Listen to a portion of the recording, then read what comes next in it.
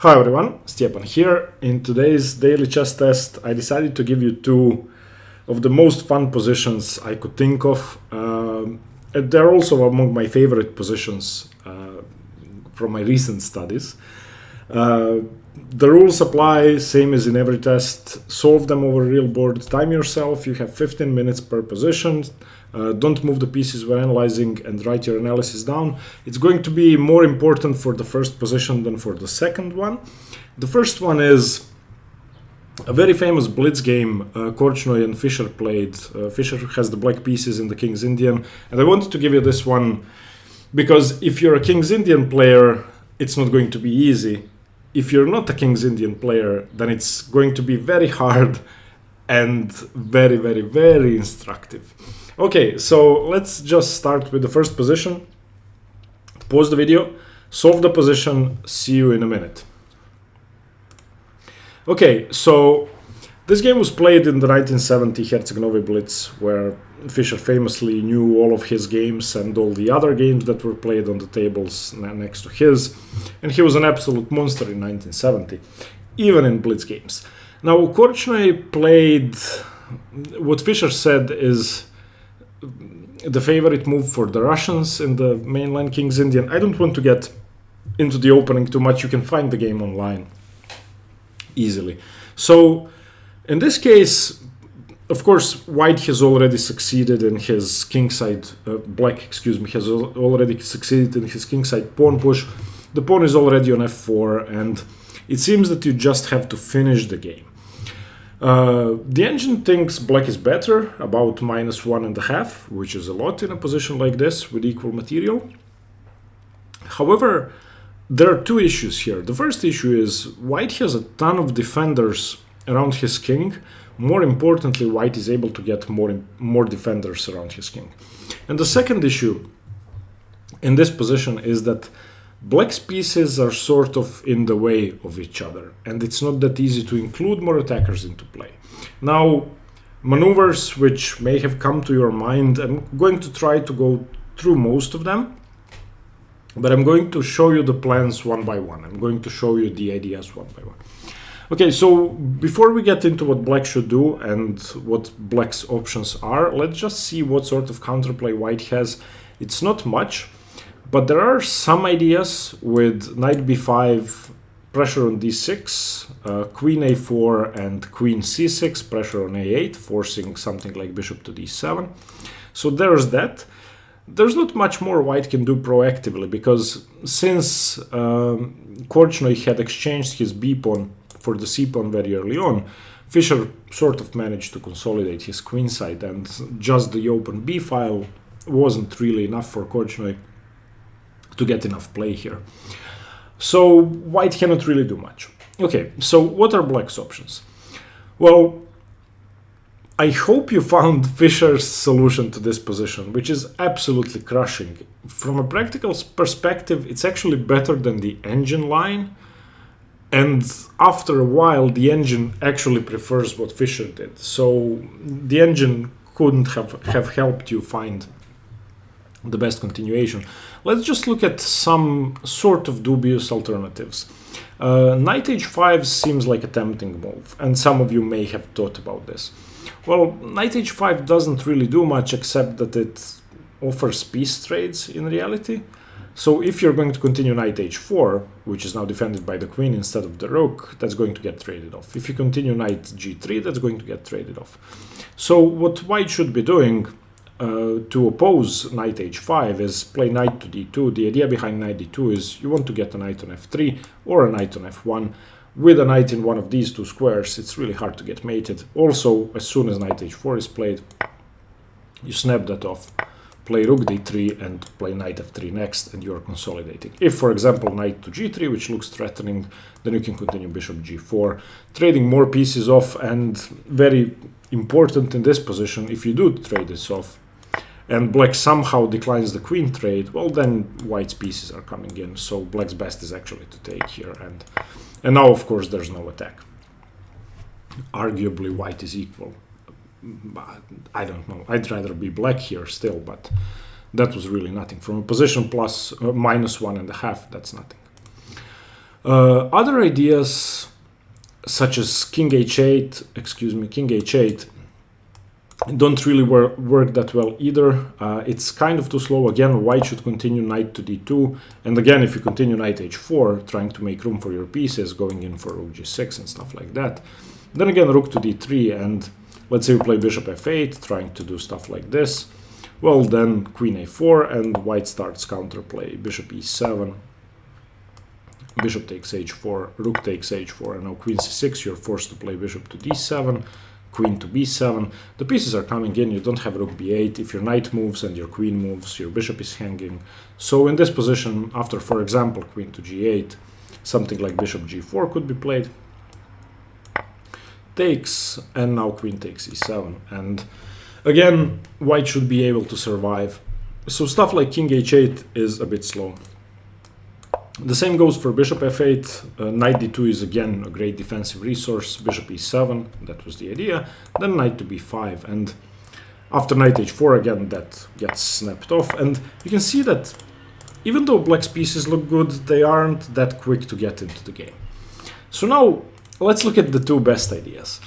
Fischer's idea is actually better than the engine line, and once again I would like to emphasize that this was a 5-minute blitz game. So to find a plan like this shows that he really was one of the best King's Indian players of all time, and that he knew his plans really well. I don't know, I'm pretty sure he'd never used this exact maneuver before, but he may have found it over the board previously. Before we get into Fischer's solution and best solution, let's look at the engine line. The engine plays knight h4 straight away.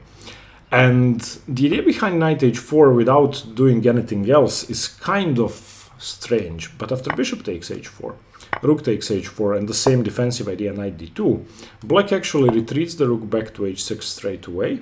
And when white starts his counterplay with knight b5, he plays rook g6 straight away. So he managed to get his knight away, and he was basically able to get his rook to g6 very soon, which forces the king to h2 or to f1, so king h2, and now king h8.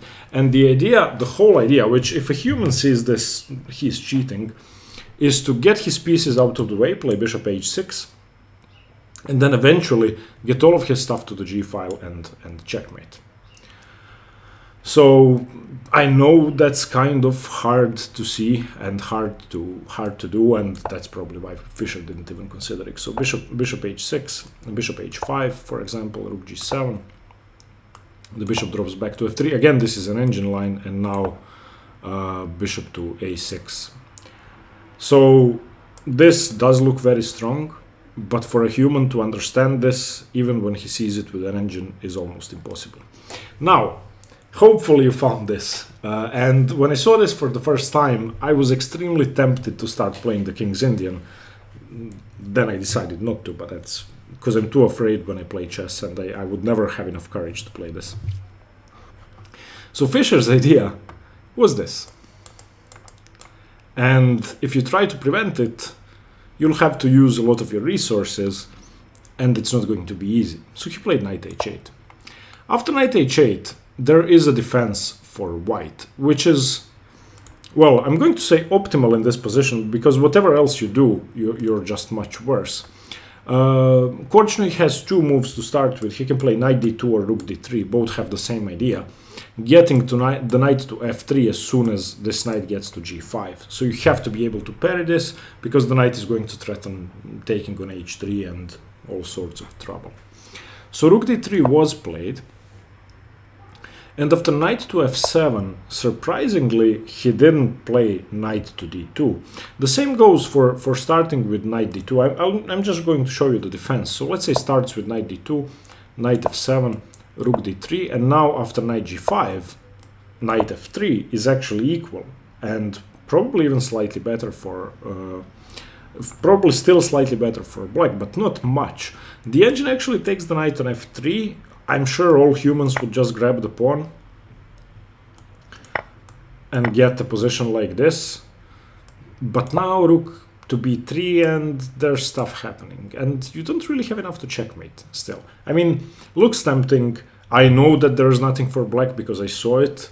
So, but still, I mean, black is visually better, but this was actually fine for white. After rook to d3, though, black doesn't have to play knight g5 straight away. Black can play a better move. Black can play king h8 here, and after, for example, knight f3, just grab a pawn. Or instead of that, after rook d3, he can just grab a pawn and go back with the queen and continue. So the defense is, this defense with rook d3 and knight d2 is actually the best defense, but best case scenario for white loses the a pawn and still leaves him with a dreadful position. However, after knight h8 and rook d3 and knight f7, Korchnoi played bishop f3 and just got destroyed. Fischer mentions, I think in his 60 memorable games, although I'm not sure, I found his annotations. He says h4 held out a little longer. Well, of course, he didn't have an engine then, so, I mean, it was probably hard for him to see all of this. Of course, this prevents knight g5, but against this, he can just play king h8 or bishop f8 and get a great position. Knight d2, bishop f8, excuse me, knight f3, and now rook g6 with the same ideas. If counterplay started, then bishop e7, and this is going to drop. If the pawn advances, then again we have knight g5 ideas. Queen c6, for example, bishop to d7, queen to b7, and now simply queen to g8, and this is too much. This is just too much. After bishop f1, everything is coming in, and h4 is a pretty bad move. Still better than bishop f3, what Korchnoi had ended up playing. So now bishop f3 simply allows knight g5, and it's game over. I mean, what do you do? How do you defend? There are no good moves here. You are not in time to get the knight to f3 because you'd have to move the bishop away. So Korchnoi played queen e2, sort of trying to defend everything. Rook g6, threatening knight h3. And now there are two options. He can go king h2, or he can go king f1. Both lose terribly. King f1 was played in the game, and the game was resigned 3 moves later. King f1 runs into knight h3 check, gh3, bishop h3, king to f2, and knight to g4. And now you basically have to take. If you don't take, then the king has to go to g1, and that's game over. So takes. And here Korchnoi actually resigned. There's no defense to bishop e2 and queen h4. Those are both extremely deadly. And in this position, if the king goes to h2, then you simply play queen d7, and the threat is knight h3, followed by queen h3 and game over. So the only defense would be queen f1, but now we can simply continue bishop a6, and everything is overloaded. Just everything is overloaded. Knight d2, for example, king h8. And again, this is a variation I'd analyzed, just getting all of my pieces to the g file. And there's no defense now, the queen is trapped. Whatever you play, for example, rook g1 trying to defend, and rook h6, and you lose. So, finding this, knight h8, knight f7, knight g5 in a blitz game is remarkable. Hopefully you did find it in your 15 minutes of analysis. Okay, now for the second position. The second position is a study by someone, and I don't know who anymore. It's actually a position I'd analyzed and then shared it with some friends, and everybody solved it, and we were talking about it, blah, blah, blah. I don't remember whose study it is. If you know, please let me know. Okay, so this is white to play. As opposed to the previous position, this is exact calculation. You need to calculate 5 moves and white to play and win. This is the only one in all of the tests so far where if you turn on the engine, you will know the solution. So please don't turn on the engine, try to solve it yourself. Okay, pause the video, see you in a minute. Okay, so this is a fun position to solve because you have to be very precise and you need to understand, well, a couple of ideas. But even though it's seemingly hopeless, once you understand the one trick you have in this position, then it becomes easy. So hopefully you solved it. Let's just get the bad moves out of the way. If you take on c2, for example, with the rook, then queens and you lose. If you take on g2, then it's a clean draw for black with king e4. Again, if you take on c2, then e1 equals queen, so you have to play king f2, and now e1 equals queen, you're forced to play king takes e1. Well, you're not forced, but king takes e1 is the best move. And now king to d3, and it's a draw. The only move you can make is king a1. If you move your king away, then king d2 actually draws straight away because you move your rook and I queen. And after king a1, black can just wait king c3, and it's a draw. If you try to check me here, then I go king b2 and queen on the next move. Or I take your rook, and it's a draw. So the most obvious moves, sort of the most obvious move, king takes g2 draws. The winning move is king to f2. That's not the hard part to see. Black obviously has only one move, king e4, and you obviously have only one move, king takes e2. Now, since it's black's turn, white sort of has the opposition. Not that it's that important here, but one thing we should note is that king f4 loses to king f2, and you're in time to stop both pawns. So the only move black can play is king to d4, and now this is the hard part. Now, when I was solving this, it took me a while to see the winning idea because I'd missed that king c3 and king b2 is really no threat, and I'm going to show you why. So the winning idea is to gain a tempo with rook g1, and then gain a tempo with rook e1, and then put black in a sort of Zugzwang in which he either loses one of the pawns or commits his king to one side of the board. Once the rook is on e1, wherever the black king goes, the white king follows it, and then the black king cannot cross to the other side of the board and defend the pawn anymore. So we start with rook to g1. This is the only move. King e4, as I said, is dealt with simply, and this was the easier move, at least for me to analyze, because you play rook e1. And now, if the pawn's queen, you just take them. If the king goes here, you follow it. If the king goes here, you follow it. For example, king d4, king f2, and black resigns. King e4 is now illegal. Even if it wasn't, you can just take, and that's it.